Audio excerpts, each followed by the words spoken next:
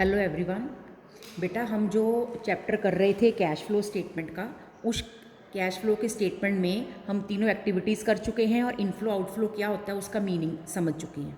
ठीक है, अब ये एक चीज़ देखो कि कहते हैं कि when does cash flow arise. देखो बेटा, फ्लो का मतलब क्या है, मैंने आपको इनफ्लो आउटफ्लो का मतलब तो बता दिया कि कैश इनफ्लो का मतलब है कि बिजनेस में कैश या बैंक बैलेंस या कोई भी कैश इक्विवेलेंट बिजनेस में आ रहा है, आउटफ्लो बिजनेस से बाहर जा रहा है। ठीक है, तो कैश फ्लो मतलब कि अगर कोई ट्रांजैक्शन ऐसी है जिस ट्रांजैक्शन के होने से बिजनेस में cash and cash equivalent increase हो रहे हैं तो वो कैश इनफ्लो है।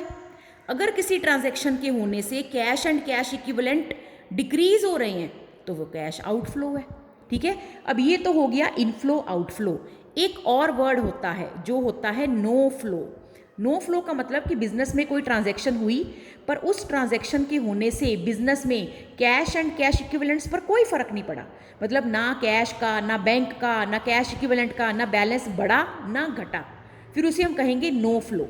अब हमारा नेक्स्ट क्वेश्चन क्या है, कहते हैं कि बताओ स्टेट का मतलब क्या होता है कि आपने रीजन भी बताना है। ठीक है, विद रीजन।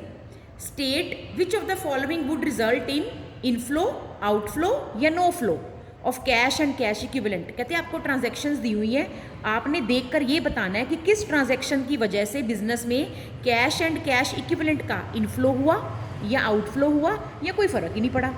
जैसे कि नंबर 1, अब जो भी आपको ट्रांजैक्शन दी होगी आपने सबसे पहले क्या करना है कि जो भी आपको ट्रांजैक्शन दी है आपने अपने मन में उसकी जर्नल एंट्री सोचनी है। ठीक है, क्या सोचनी है, उसकी जर्नल एंट्री सोचनी है। जैसे कि फर्स्ट ये दी हुई है, ठीक है, क्या दी है, सेल ऑफ फिक्स एसेट 50,000 की बुक वैल्यू थी और वो बेची 5,000 के लॉस पे। चलो चाहे 5,000 के लॉस पर ही बेची, फिर भी आपके पास बैंक में तो बैंक अकाउंट डेबिटेड में भी लॉस नहीं डाल रही पर एटलीस्ट 45,000 तो आया।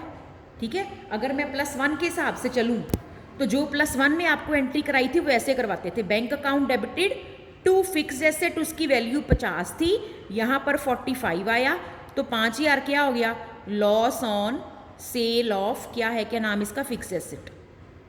ठीक, चलो ये लॉस की वजह से तो कुछ नहीं हुआ, बैंक में तो 45,000 आया ना, तो बिजनेस में पैसे आ रहे हैं तो ये क्या है, cash inflow.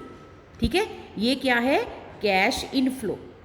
Next, purchase of stock in trade for cash, cash पर खरीदा, आपकी एंट्री क्या होगी, परचेजेस टू कैश, तो कैश आउटफ्लो, ये है कैश आउटफ्लो। ठीक है, उसके बाद थर्ड है purchase of fixed assets against issue of shares, आपने फिक्स एसेट खरीदी किसके बदले, अगेंस्ट इशू ऑफ शेयर। जैसे कि याद करो शेयर कैपिटल के चैप्टर में हमने एंट्रीज की थी, क्या की थी, हम एंट्री करते थे मशीनरी टू वेंडर करते थे ना, और फिर क्या करते थे, vendor to share capital. Suppose 1 lakh की मशीन मैंने खरीदी वेंडर से और मैंने उस 1 लाख के बदले उसको शेयर दे दिया। अब इसमें कैश, बैंक या कैश इक्विवेलेंट कहाँ आ रहे हैं, कुछ भी नहीं आ रहा। वेंडर अकाउंट तो क्रेडिट डेबिट हुआ, खत्म ही हो गया। मशीनरी बढ़ रही है, शेयर बढ़ रहे हैं, कोई पैसे का लेन देन नहीं है, तो ना कैश आया ना गया, तो फिर इसका क्या आंसर होगा, नो फ्लो। ठीक है, cash received from debtor, debtor से आपको कैश रिसीव हुआ, क्या एंट्री होगी, cash account debited to debtor, तो कैश आया ना, तो क्या होगा, इनफ्लो। ठीक है, और ये सब आपने विद रीजन लिखना है, ये देखो बुक में रीजन भी लिखे हुए हैं।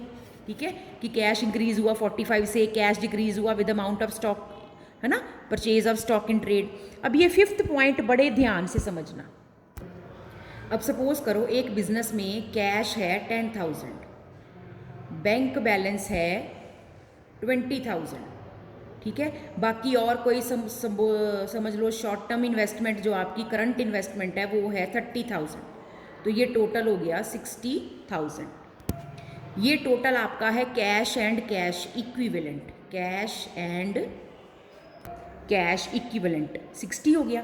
अब सपोज करो बिजनेसमैन, ये टोटल है आपका, सपोज करो बिजनेसमैन ने 2,000 जो कैश है वो अपने गले में से निकाला और उसने क्या किया, वो बैंक में जमा करा दिया। अब क्या हुआ, कैश हो गया 8,000, बैंक बैलेंस 12,000 हो गया और करंट इन्वेस्टमेंट 30 की 30 है, फिर भी तो टोटल 60,000 ही रहा। तो कैश एंड कैश इक्विवेलेंट के टोटल में तो कोई फर्क नहीं पड़ा। तो जब कैश एंड कैश इक्विवेलेंट की आपस में मूवमेंट होती है, इधर से पैसा निकल के इधर चला गया, इधर से इधर चला गया, इधर से इधर चला गया, इधर, तो टोटल तो कैश एंड कैश इक्विवेलेंट का सेम ही रहता है ना। इसको भी बेटा हम नो फ्लो कहते हैं। इनफ्लो, कैश इनफ्लो या कैश आउटफ्लो तब माना जाएगा अगर बिजनेस के बाहर से कुछ अंदर आ रहा है और आउटफ्लो बिजनेस से कुछ बाहर जा रहा है। ये बिजनेस से बाहर तो कुछ नहीं किया ना, अगर कैश 2000 गले में से निकला तो बिजनेस के बैंक अकाउंट में चला गया, रहा तो बिजनेस के अंदर ही ना, मैंने कौन सा किसी थर्ड पार्टी को पेमेंट कर दी। तो जब आपने इनफ्लो आउटफ्लो या नो फ्लो में से एक चीज़ चुननी है, तब आपने ये देखना है कि वो जो कैश एंड कैश इक्विवेलेंट का बैलेंस हिला है, क्या वो हिलकर बिजनेस से बाहर चला गया है कि अभी बिजनेस में ही पड़ा है। अगर वो बिजनेस के अंदर ही घूमा है तो फिर वो नो फ्लो है।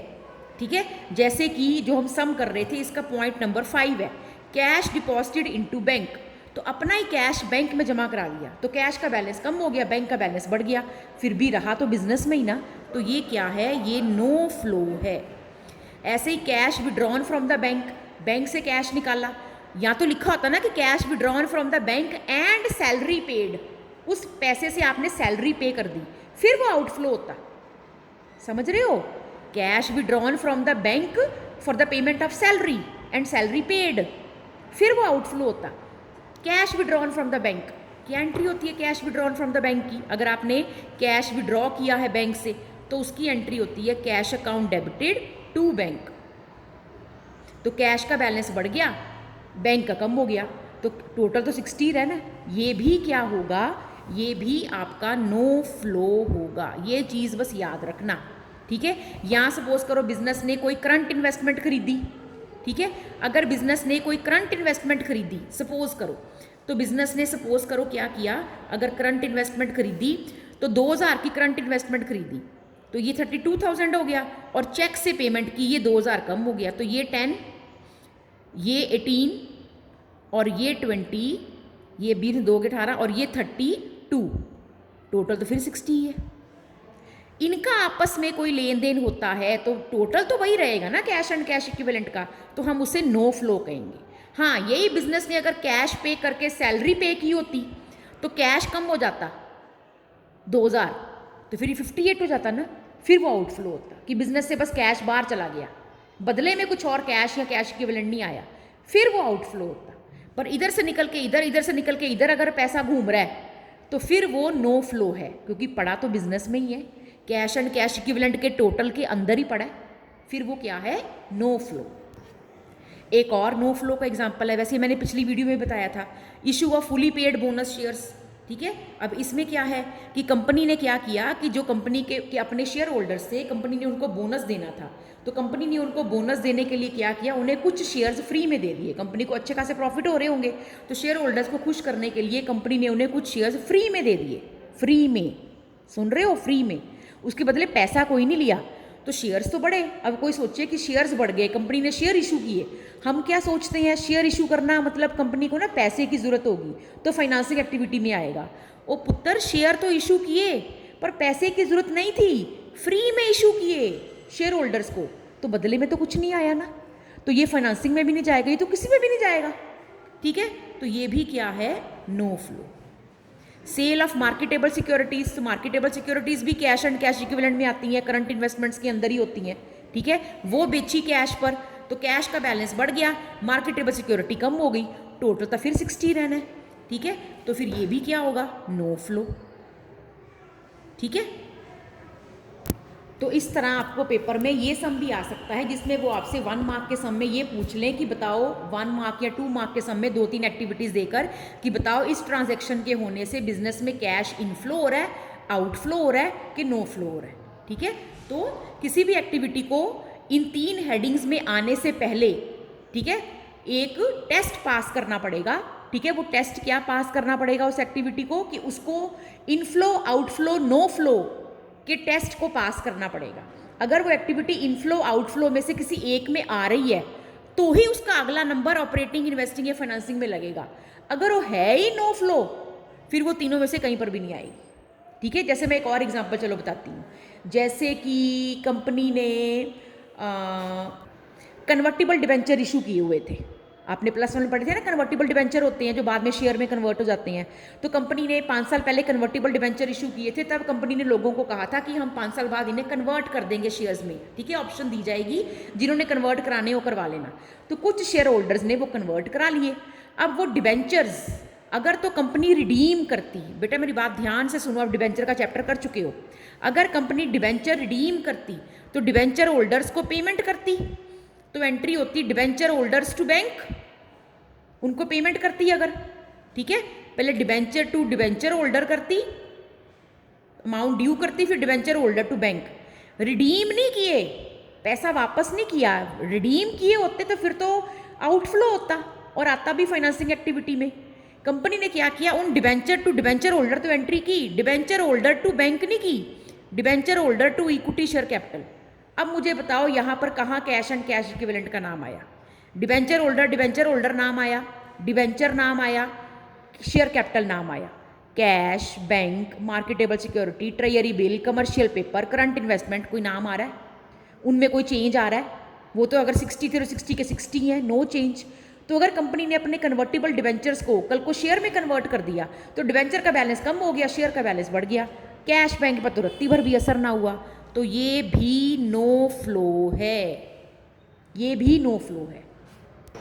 ये देखो बुक में भी लिखा हुआ है, नॉन कैश ट्रांजेक्शन्स कौन सी होती हैं, which do not involve cash, ठीक है, for example depreciation, issue of equity shares और debentures for consideration other than cash, and non cash transactions are not shown in cash flow statement, ठीक है। अब ये देखो एक छोटा सा क्वेश्चन बड़ा अच्छा बनाया हुआ है, कहते हैं state giving reason a transaction that is always classified as financing.